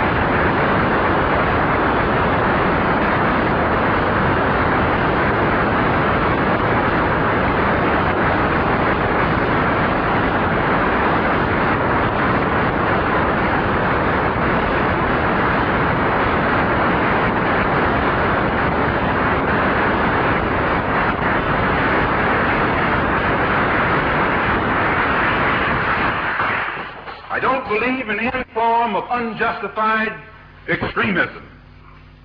But I believe that when a man is exercising extremism, a human being is exercising extremism in defense of liberty for human beings, it's no vice. And when one is moderate in the pursuit of justice for human beings, I say he's a sinner. And I might add in my conclusion, in fact, America is one of the best examples when you read its history about extremism. Old Patrick Henry said liberty or death. That's extreme. Very extreme.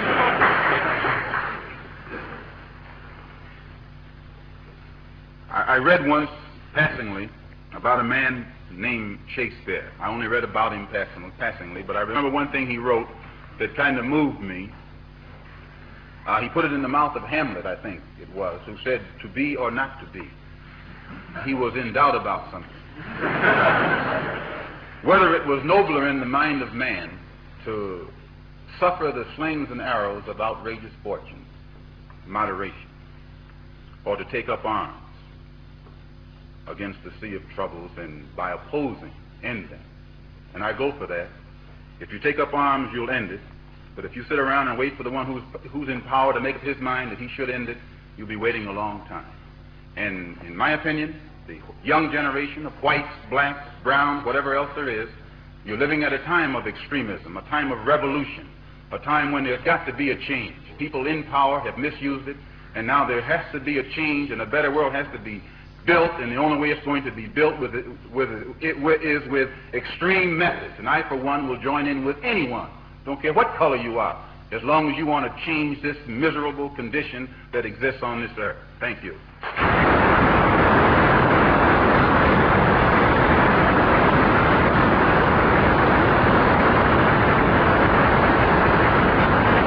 Mr. President, I was very glad that you were able to explain to the House that I was a last-minute substitute, quite literally.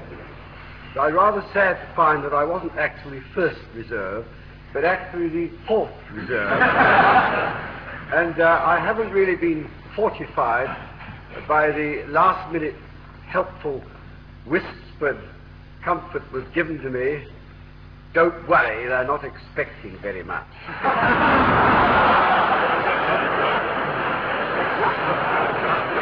And Mr. President, sir, after listening to the whole of your speech and the first 5 minutes of the speech of Mr. Christy Davis, I came to the conclusion that it was a convention of both the Oxford Union and the Cambridge Union not to refer to the subject under discussion. It's true that Mr. Christy Davis then redeemed himself as far as Cambridge was concerned. But you will appreciate, honourable members will certainly appreciate, that in 20 years of more or less rough and tumble political life, I have been at different times insulted by experts. But I must confess that I was terribly shaken when I heard Mr. Christy Davis, as I thought, say that he would be sharing this side of the House with two prominent Conservatives. And the fact that he has corrected that misapprehension hasn't left me altogether completely calm. But the fact is, I am a socialist, and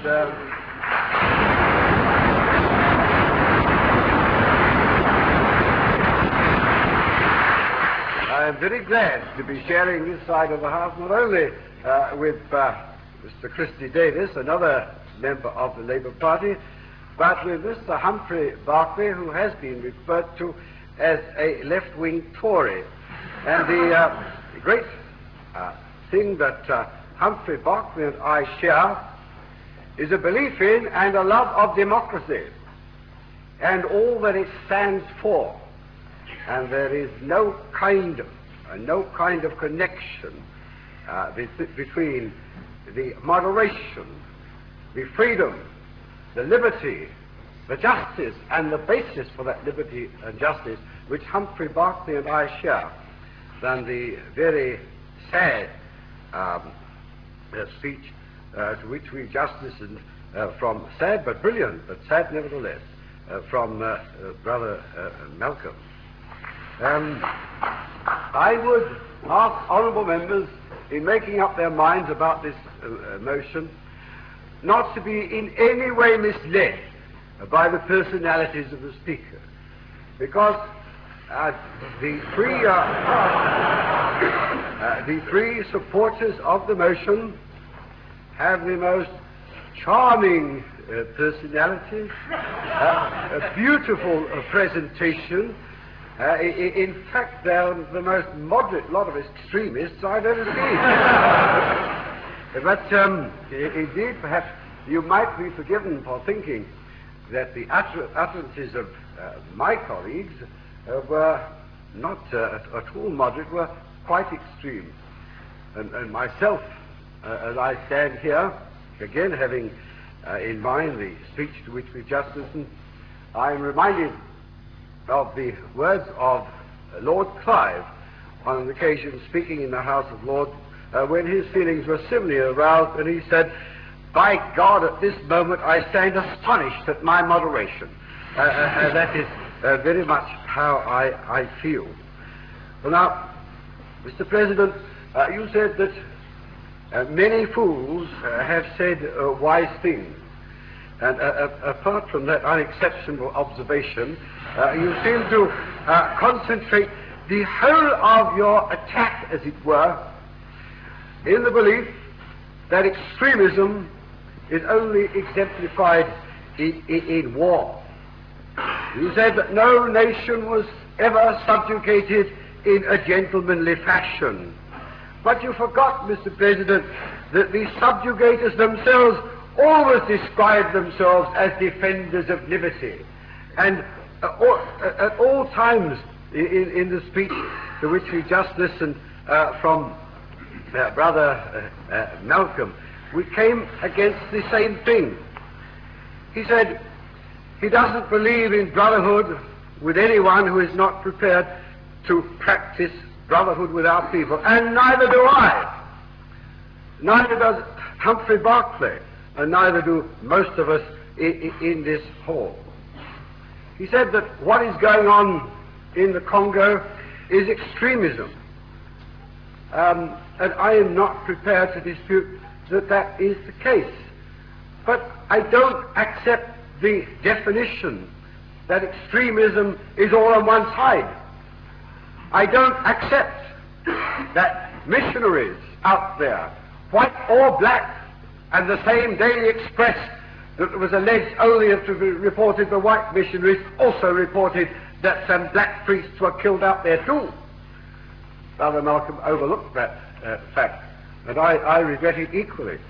But the great point is about the Congo and about the mention of those missionaries is that whoever is waging a war, they were not, and they were murdered, and we should condemn that.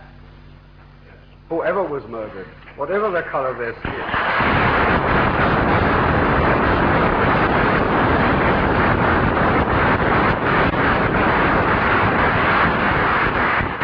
I am not generally known as one who is very sensitive to the feelings of the press, but I do firmly believe, and history will prove this, that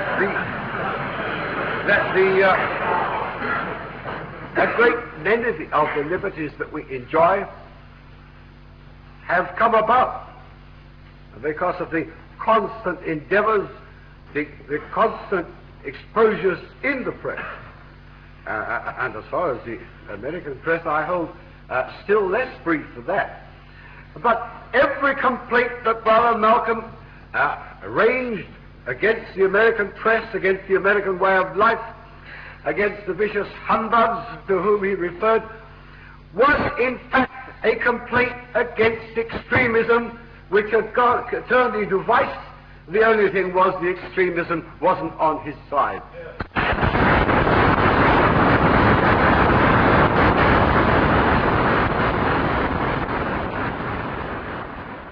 Now, you, Mr. President, said that if people are free, they have a right to defend that freedom. Of course they have.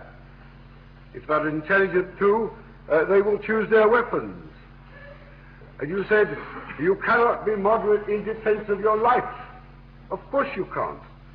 Then I quote to you what was said by Macaulay out of Lord Nugent's Memorial of Hampton.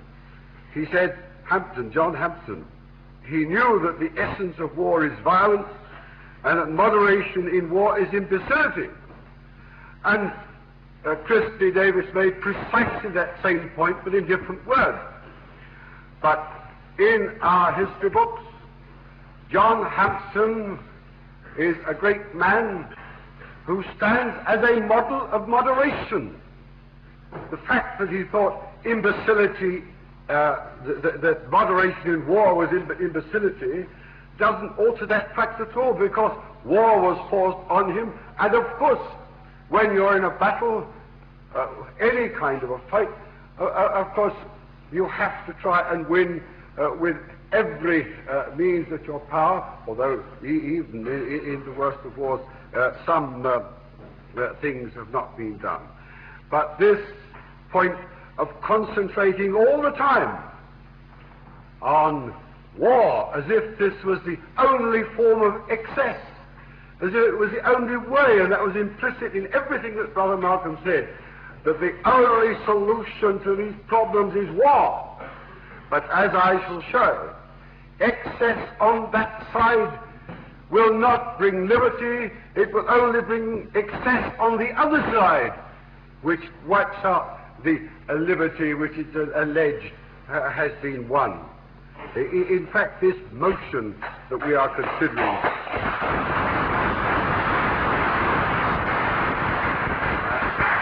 this motion that we are considering, and which has been much belaboured by my colleague Humphrey Berkeley, in more modest words, I regard it as a rhetorical antithesis, sounds awfully stuffy, doesn't it, worthy of the kindly but wrong-hearted man who used it as a decisive weapon in his own political destruction. As I see it, this is a choice that we have to make tonight. It's a choice between moderation, which I regard as the golden mean of justice, and the Goldwater mean, which is the means of injustice and defeat. Justice, in fact, is often moderation, because it's a compromise between extremists on opposing sides. I'm sorry. So on this matter of a definition of extremism and moderation, purely on the matter of definition, would you regard the local violence in South Africa as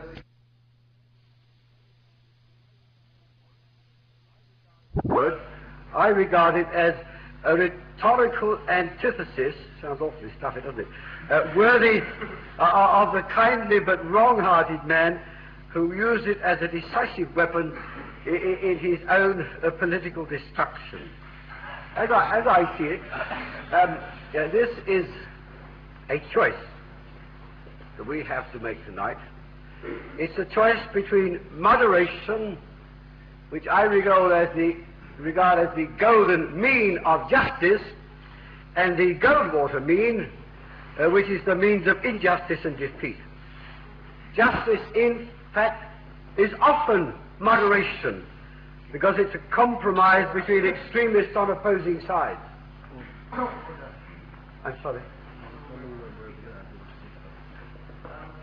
So on this matter of a definition of extremism and moderation, purely on the matter of definition, would you regard the local violence in South Africa as extremism? If you regard it as moderation, precisely how would you justify calling it moderation? It's a matter of definition of extremism, which seems to be... I would regard what is going on now in South Africa as extremism to which I am utterly opposed. I regard the Boer War, which was fought by this country, as extremism against the South Africans, to which, if I had been alive, I hope I should also have been opposed, as many Englishmen were in that day. I regard what followed the Boer War as the reverse of extremism, as sensible moderation. And I'm very sorry indeed that that doesn't continue in South Africa now. But let me give you a concrete example which may make my point to Brother Malcolm. I suppose everybody in this room loathes and detests the idea of the Ku Klux Klan, who are extremists on opposing sides, extremists in defense of white liberty to enslave the blacks. They are extremists in defense of their liberty, and their liberty is to defend themselves against the blacks. Their methods are vicious, obscene, and deplorable. But what is going to happen to the black Muslims, of which, until Cassius Clay joined them, Brother Malcolm was a member? I imagine Cassius joining them, it was a form of extremism which Brother Malcolm didn't agree with. But will it not mean that there would be perhaps a black Ku Klux Klan of extremists who, in alleged defense of their liberty, would repeat in reverse the vicious extremes of white oppressors? Mr. President, extremism is not synonymous with courage or passion or truth or honor. It often rubs shoulders.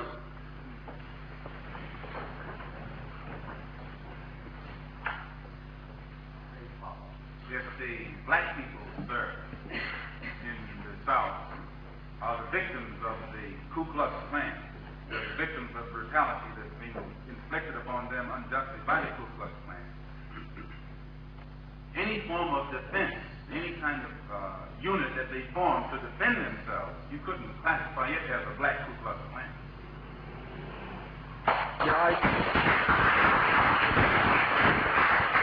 I certainly could not.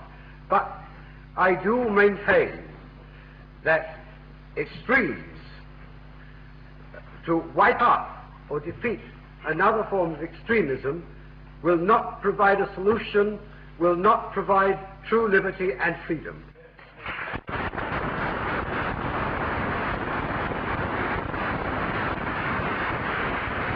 And, Mr. President, extremism often rubs shoulders with oppression and anarchy. And I say again that moderation is not synonymous with cowardice, as indeed it seemed to me that Hugh MacDiarmid tried to claim. It's not synonymous with cowardice or half-heartedness. It often covers the stubborn, unyielding stuff of which martyrs are made. I'm descended from Huguenots who came to this country in the 17th century, 300 years ago, as the victims of religious persecution. I was born in the East End of London, the descendants of some 20 generations, and to comfort Christy Davis, all born in wedlock, and therefore not any kind of the description that he just mentioned. But I was born in the East End among people of many nationalities, and all my life I've regarded extremism which breeds discrimination on grounds of color, race, or creed as an absurdity. But the vice born of extremism in the pursuit of liberty for the few at the expense of the many. And that is the point that we really have got to think of. What do we mean by freedom and liberty, and for whom do we mean it?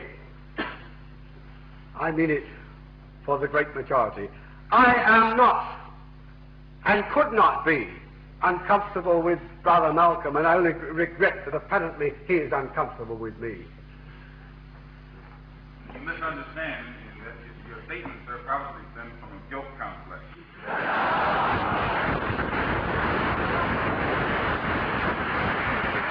Now, I'm quite serious about this. Really, I'm quite serious about it. And many of you are probably like that. And we are said, because we don't feel any color consciousness, and it isn't that I see rarely people. I've employed colored people for many, many years. With always. So it isn't just one friend. I do not feel uncomfortable. I regret that Brother Malcolm does, and I think this is important. I think that there is perhaps a bias on the wrong side, and we are thinking about things that just don't exist. Now, Mr. President, yesterday in the House of Lords, on behalf of Her Majesty's Government, I moved the second reading of a bill to renew the Aliens Order and the Commonwealth Immigrants Act.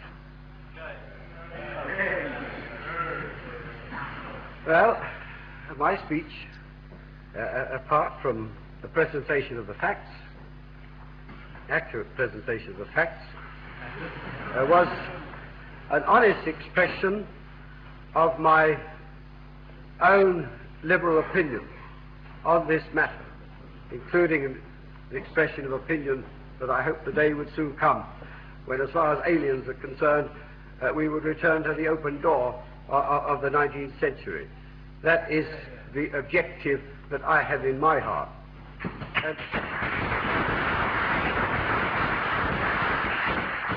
But it was... Before the speaker concludes, I would like to ask that in cases where conciliation is not possible, and there is a use of force to deny liberty and justice, the counter use of force in order to bring back to equilibrium the objectives of liberty and justice, would you consider them as extremist or as an extremist attitude? No, I'm not a pacifist, and if anybody punches me on the nose, I would punch them back to the best of my ability. And I would expect to do the same. I did, like everyone else, do his share when the time came. But there is again you're posing the one thing. It's the only argument the believers in extremists have got. Christy Davis exposed this completely in his speech. You come back to the belief that war is the only form of extremism. Of course it isn't. There is extremism in so many other things. But the speech I made was an honest expression of liberal opinion, which many people would regard as extreme. Now, I expected disagreement, but there was none. One conservative peer with great colonial experience welcomed. Yes, well, I'm quoting him as an extremist, led the other way. He welcomed my speech as a moderate, non-party approach, and he hoped it would be heralded as a bipartisan policy on this very difficult problem. Now, Mr. President, I did not hedge, nor do I hedge on my views. There is no virtue, I know, in stating the honest truth, but moderation in expression can achieve justice and freedom when excess would destroy them. I have sought all my life, or most of my adult life, to serve minorities and underdogs in such organizations as the Society for Mentally Handicapped Children, in the Prison Reform Council. And always, if we are to achieve, we must first seek the truth, and we must then seek support for that truth by deploying it in a manner which will convince men of goodwill. At present, society condones the flogging of men in prison, the ultimate degradation. At present, society condones the hanging of murderers, an act in which, in my view, pollutes the whole of society.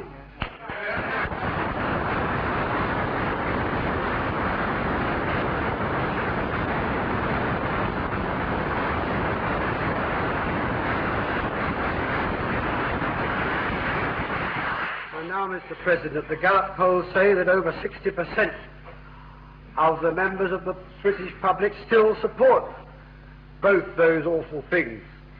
They are extremists.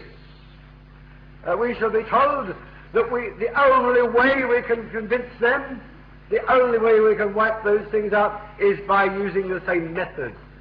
But I say to you tonight, and you'll know whether what I say is true within a very few weeks, and I believe Humphrey Berkeley would agree with me, that this time the minority who are against these things will succeed, and they will not exceed through extremes. They will exceed through moderation, through putting the fact and putting the faith, and this time winning the day, and the abolitionists will prevail. And I say to you, and this is my last word, against the motion, if we are to win peace in the world, and justice for the oppressed, and justice for the oppressor too, we shall do it by truth, by courage, by determination, and by moderation, because extremism destroys liberty, because it breeds other extremists.